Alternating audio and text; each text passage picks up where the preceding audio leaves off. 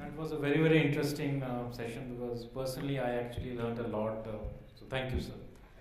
So next we have Mr. David, who is the Managing Director of Practicology, and he will speak about maximizing the use of marketplace in your online strategy. So over to you, David.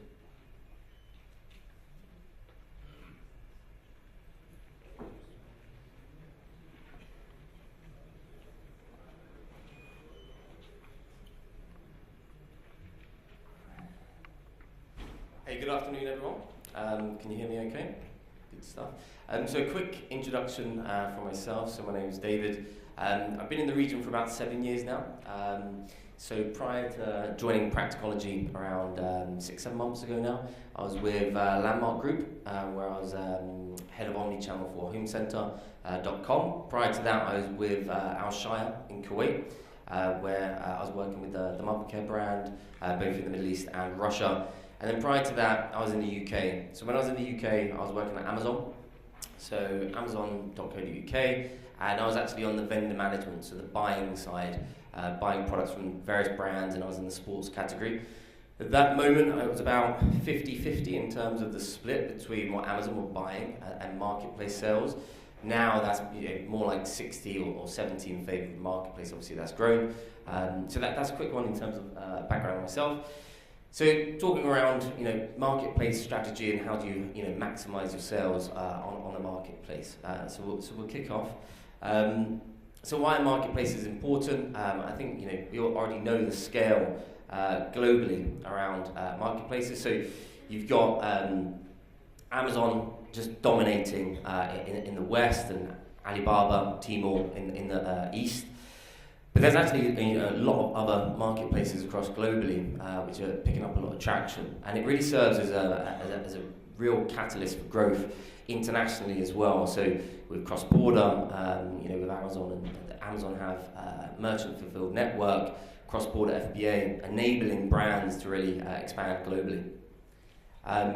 If I look at the UK, so these are some of the stats. So Practicology, a bit of background, we're a UK-based e-commerce consultancy business with an office in the Middle East and globally in China as well. So recent study that we've done in the UK, so 300% year-on-year growth across all the marketplaces in the UK. 70% of the consumers have used an e-commerce marketplace, which is pretty much standard now, and 51% start their journey on Amazon.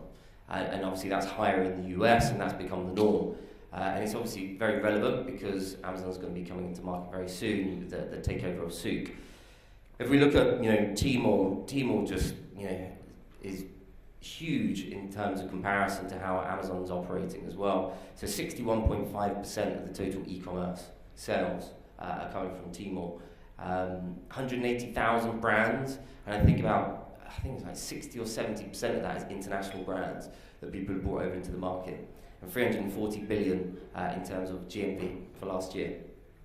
Just looking at some other markets, specifically for Amazon, I will talk a lot about Amazon in this, but I think it's quite relevant, obviously with Souk and Amazon launching soon. So in the US, they've got 49% of the market. In the UK, it's only 16%, it's pretty low. The reason for that is obviously direct-to-consumer brands actually got on e-commerce pretty early.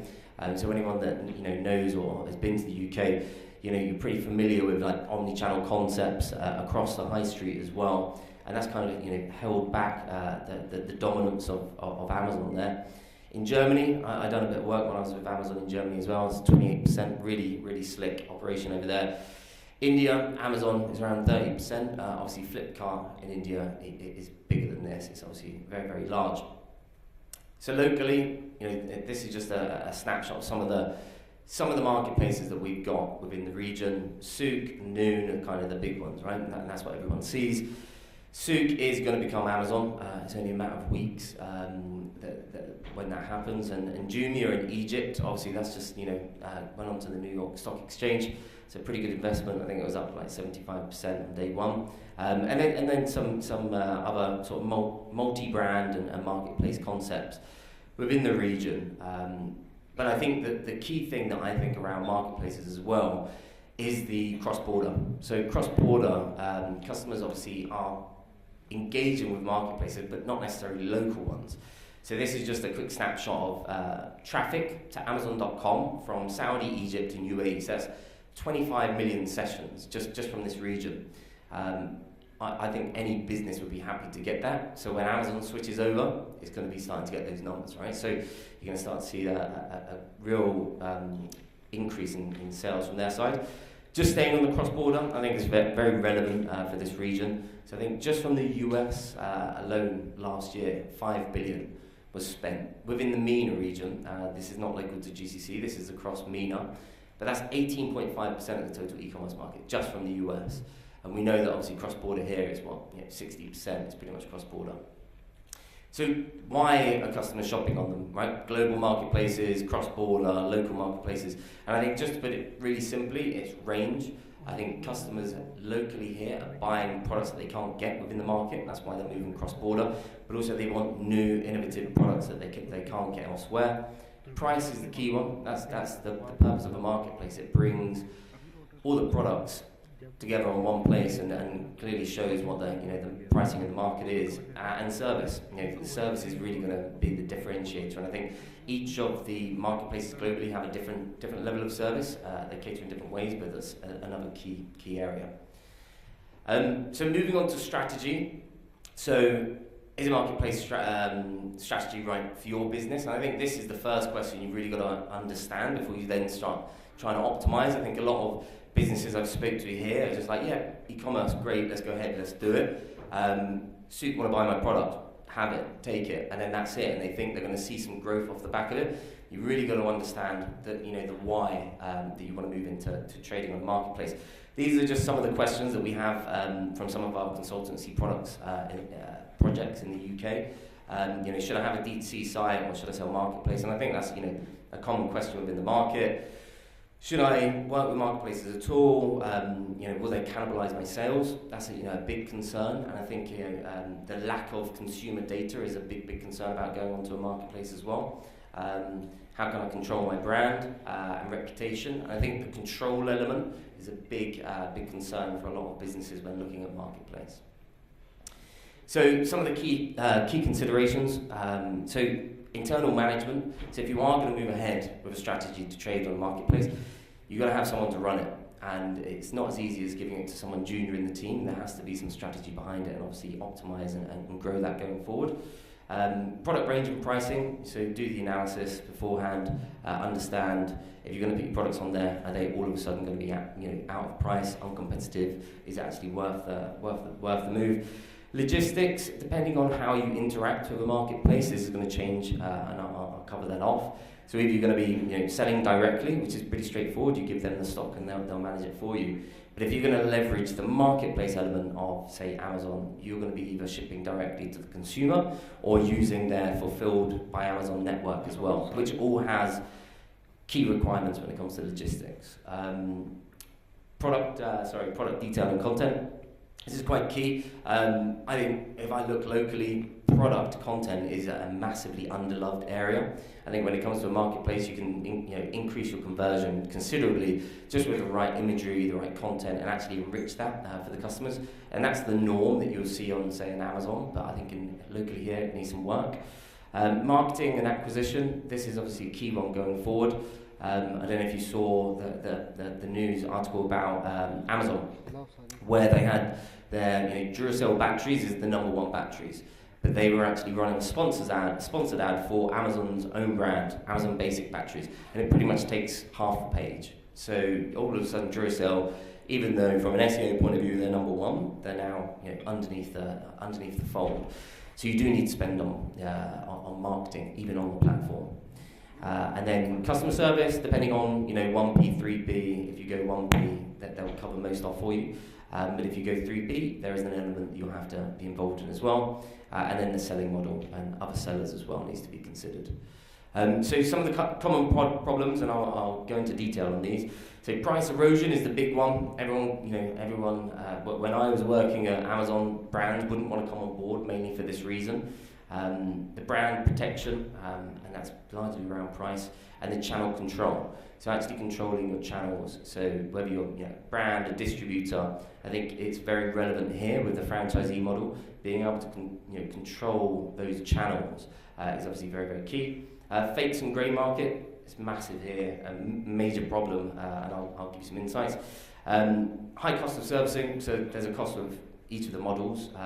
There's going to be commission. If you go direct, and this is what I used to do at Amazon, I used to buy the product. It starts off pretty good, the terms are pretty good, but then over time you'll be squeezed for a lot more. And then just in terms of how you expand into a new market. So if you are going to be using marketplaces to go international, how do you actually do that? And the platform won't necessarily help you out on that. So just in terms of channel control, so I think this is the key one for this market, so I just want to cover it off. So channel control is a really basic drawing to show you what it used to look like. So channel control would be one channel, the brand would create the product, they'd send it into the retailer, into their stores, and the customer would drive in and pick up the product and buy the product. So pretty straightforward to manage.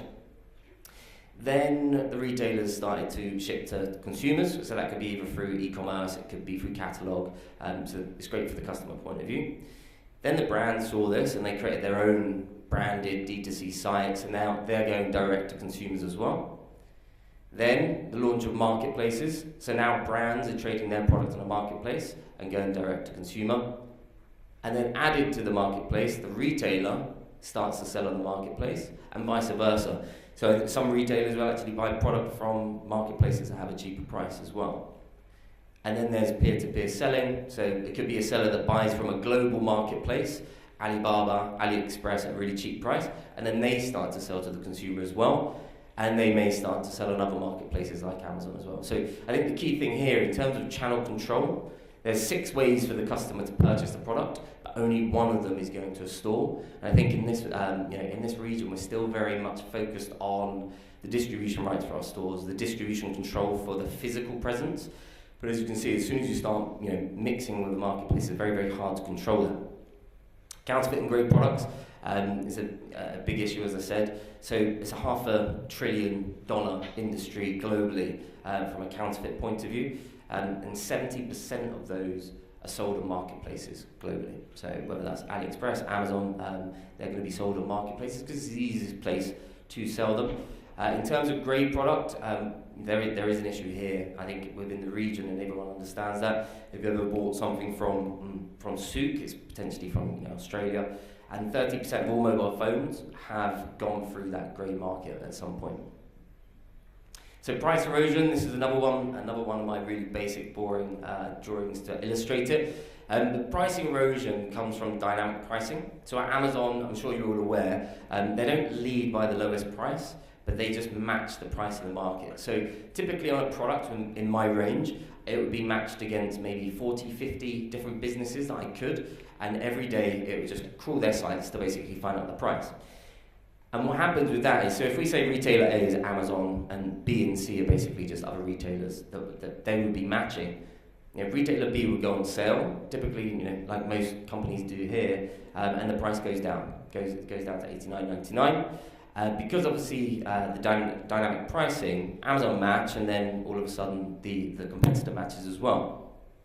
The problem that happens is that at the end of the sale, the other retailer still stays down because they're not automated, they're manually doing it. Amazon stays down, and then someone else moves down. And over time, this is what's causing the pricing erosion, and it just basically goes down and goes down. And that's largely because of a lack of control as well on the platform and distribution within brands. So whilst there are negatives and things that need to be really thought out when looking at marketplace, there's obviously some good positives that your strategy can actually get behind. And I think there is one around customer acquisition. So obviously customers that are shopping on marketplaces have a tendency to be more of a millennial or Gen Z cohort versus some maybe your D2C side. So there is an opportunity with some brands where relevant that your strategy maybe you want to acquire new customers to your brand, and a marketplace may be the right place to have that first contact with them. From a defense point of view, so if there's people selling your brand on the marketplace, or potentially your competition are there, that could be one of the reasons. Brand awareness and equity, I think this is very valid for FMCG brands. They just need to be everywhere in front of the customer. So a marketplace is perfect for that, so they continually see your brand. Shortcut to internationalization, which we covered off, and to drive revenue. It's a key one, but it shouldn't be the main reason for going on to a marketplace. Because typically then you'll go direct to Amazon, you'll make some money in the first year, and then year 2, year 3, you won't make any margin. And I think the key thing to bear in mind, whether you are going to go ahead with a strategy or not, to go onto marketplaces, if you're a brand, typically your product's most likely already on there, and it could be on global marketplaces as well. So what's the different options? So if I take Amazon, most models are pretty similar. You've got vendor 1P, so that's where they buy the product directly. You've got a hybrid model, which is between the two, and then if you're going to be a 3P seller. So if you're going to be a 3P seller, you've got 2 ways to deliver the product to the customer, and that's going to be fulfilled by Amazon. So you'll send the product into Amazon's FC. Sucre are currently accepting that at the moment. You can send it in. And you've got an FBM, so fulfilled by merchant. This may be if the product's like heavy, bulky. Some of my suppliers used to do this, so they used to have the big treadmills, and they would send that directly to the consumer. And obviously they've all got very, very different approaches. I think hybrid is something that we've consulted for companies in the UK, where they're just not clear in terms of what they should be doing. They've maybe gone 1P, and they've been squeezed in terms of margin, and they've looked at another option. And it's basically about mixing your range across both vendor and seller. And this is kind of what it looks like. You might not be able to see it, but basically the hybrid approach is that looking at your product category, you would select certain products within that to go with Amazon, and it's going to be the most price competitive, sensitive ones that Amazon will want, because they want to make sure that they're matching the price. For the other, it may be your new season, new products, you'd actually sell them yourselves. And then you've got control over pricing for those products. And there's quite a lot of brands that are doing it. They're doing a mix. There's a lot of brands that obviously go direct, but we've seen quite a number now in the UK that have opted for this hybrid model. This was one of the companies. It's quite far away. I can't even read it from here. But this was a top 5 drinks company. It's an alcoholic beverage company, and we basically consulted them about their approach when it comes to digital. So obviously their product is on most marketplaces within the UK, but they wanted a really clear strategy. So we went in, done the deep dive, and gave them a clear roadmap. We're still working with them as well, and they've seen significant gains in just having more of an approach around control, and they opted for the hybrid model. Some of the brands that we have in the US that we worked with before, they've got their marketplace strategy right, and obviously seeing good yields on the back of it. Pure encapsulation, so this is a supplement business.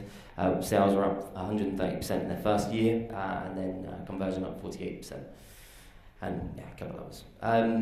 So working directly with Amazon, there is a bit of a problem if you do go direct, and I can see this, what we would call the Amazon addiction, something similar to the sale addiction that happens in Dubai. It's kind of like a drug, right? As soon as you're working with them, you just get the sales and you can't really turn away. Because the sales are now getting price erosion, your distributors and your other stores are now not wanting to work with you. And what typically happens is your sales across all channels get sucked into Amazon. And then Amazon have got you. At that point, that's where they sink the teeth in. And typically you'll start to get new commercials. So you would agree pretty tough commercials with businesses as well. These are some of the issues outside of just commercials. Logistics, resource account management that people would have to look at. But if we look at commercials, you have the logistical cost of commission and the winning the buy box, and that's going to be about spending money on marketing. But the chargebacks, so the rebates, turnover rebates, they're going to be put into play. Typically after about 3 years of working with Amazon, you can be paying upwards of about 30 to 40% just in those commission charges, which for some businesses is just you just can't carry on going forward. Toys R Us was one of those businesses, and they didn't really agree with it, and they took a step back, but they're addicted, and they went cold turkey and they crashed. Logistics, is another issue. We've kind of covered it off. Resource, there is going to be a resource requirement, and then it's just skipping forward, just conscious of time. So one other model that wouldn't be going direct is like a 3P managed service. So Patte in the US, so they're a top 5 Amazon seller, and in disclosure they actually bought Practicology last year, so it may seem like a bit of a pitch. But I met them last year, and they've got a very unique business model, and I think it's appropriate when looking at 3P. So if your strategy is to move more towards 3P, you may not sell it yourself, you may actually instruct a third party to do that business for you. So that's just a quick background, 100,000 5-star ratings, 11 global locations, and then basically broke it down into a very, very simple way of driving the business when looking at 3P on Amazon and on eBay and on Walmart and the other marketplaces. So protect your brand, grow your sales, and scale your distribution. And I'll go into a little bit more detail about how they do that. And Dave Wright, the CEO, he's quoted there, brands generally work with Patte or come to Patte for 2 things, growth and control. And that's what I was talking about earlier on. Control is a major issue when dealing with Amazon or trying to figure out that strategy. And growth, everyone wants growth, right? And that keeps us in business. So what does growth and control look like? So 93% is what the Patte brands typically see from a brand compliance point of view. I think that's after the first year. So brand compliance will be a lot of different criteria, but this will also be on pricing, it will be on your content, it will be on the authorized sellers that are selling products on your marketplace as well. And this is obviously something that brands heavily want, especially in the US with Amazon. And then 60% is the first year growth typically that people would see. So protecting your brand, they've basically developed a proprietary technology that scrapes Amazon, it scrapes pretty much all marketplaces within the markets that they operate. And it basically reviews who's selling your product at what price, and it tracks your sales velocity. And then it pulls in lots of different metrics, and it kicks out the brand compliance. And that's what they use to really track going forward. So a lot of brands that they will onboard, and they kind of work like a reseller, so they actually buy the stock from a brand and sell it.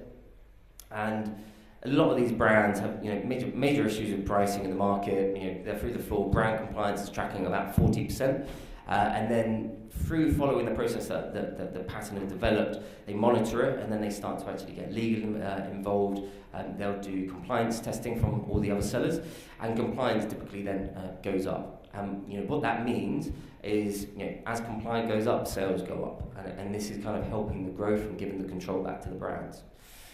Growing your sales, I think, on Amazon, and everyone does this, not just Patte.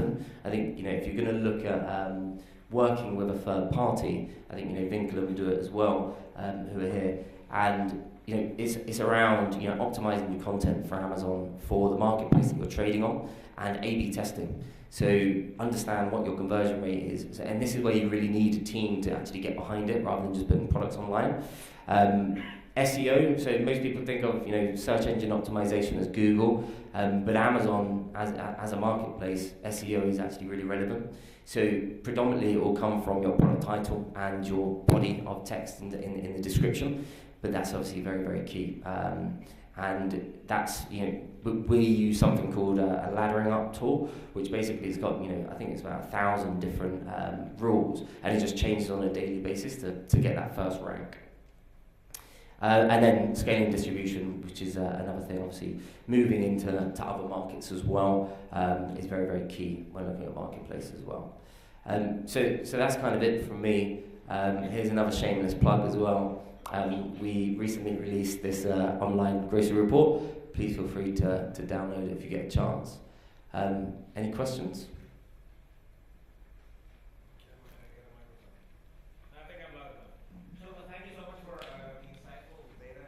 David, so just one question. From the standpoint that you're coming from and the way and level that you consult with your brands and your customers, you spoke of the very unique Amazon addiction when it comes to going down the 1P model, and even sometimes it exists when you go hybrid, and perhaps even if you're the vendor who is fulfilling the order.